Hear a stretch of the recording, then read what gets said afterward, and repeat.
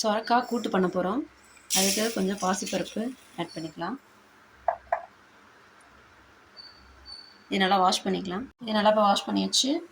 இதில் 2 பச்சை மிளகாய் போட்டுக்கலாம். கொஞ்சம் பூண்டு போட்டுக்கலாம். கொஞ்சமாக வெங்காயம் போட்டுக்கலாம். சின்ன வெங்காயம் போட்டுக்கோங்க.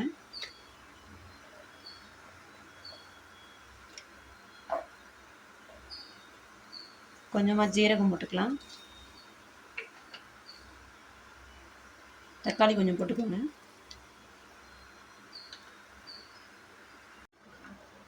சொரக்காய் போட்டுக்கலாம்.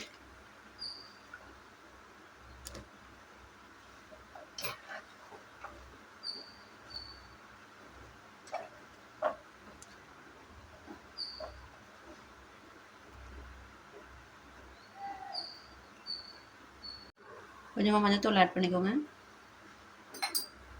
இப்போது தண்ணி விட்டுக்கலாம்.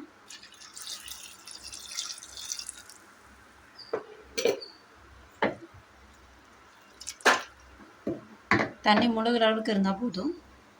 இப்போ இதை நல்லா க்ளோஸ் பண்ணிவிட்டு ஒரு 5 விசில் விட்டுக்கலாம். இப்போது நம்மளுக்கு சொரக்காய் கூட்டு நல்லா வெந்துருச்சு. இதை இப்போ நல்லா கடைஞ்சிக்கலாம். நான் சொரக்காய் கூட்டிலேருந்து தண்ணி ஃபில்ட்ரு பண்ணிவிட்டேன். தண்ணி ஃபில்ட்ரு பண்ணிவிட்டு இப்போ கடைஞ்சிக்கலாம். எப்படி கடையணும் இது வேணால் நல்லா நைஸாக அப்படி கடைஞ்சிக்கோங்க மத்தால் வச்சு. நான் இப்போ நல்லா கடைஞ்சிட்டேன். நம்ம ஃபில்ட்ரு பண்ணி வச்சுருக்க தண்ணியை இதில் ஆட் பண்ணிக்கலாம்.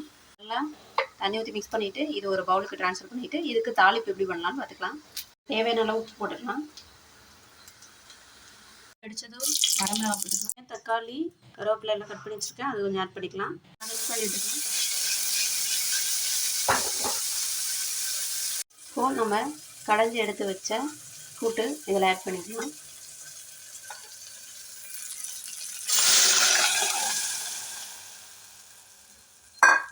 நல்லா மிக்ஸ் பண்ணிக்கலாம்.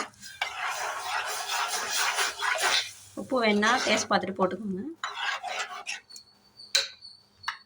ஒரு 2 மினிட்ஸ் கொதிக்கட்டும். கொஞ்சமாக பெருங்காயத்தூள் ஆட் பண்ணிக்கலாம். நல்லா கொதிச்சிச்சு. கொத்தமல்லி தூவி ஆஃப் பண்ணிடலாம். அவ்வளோதான், சுவையான கூட்டு ரெடி.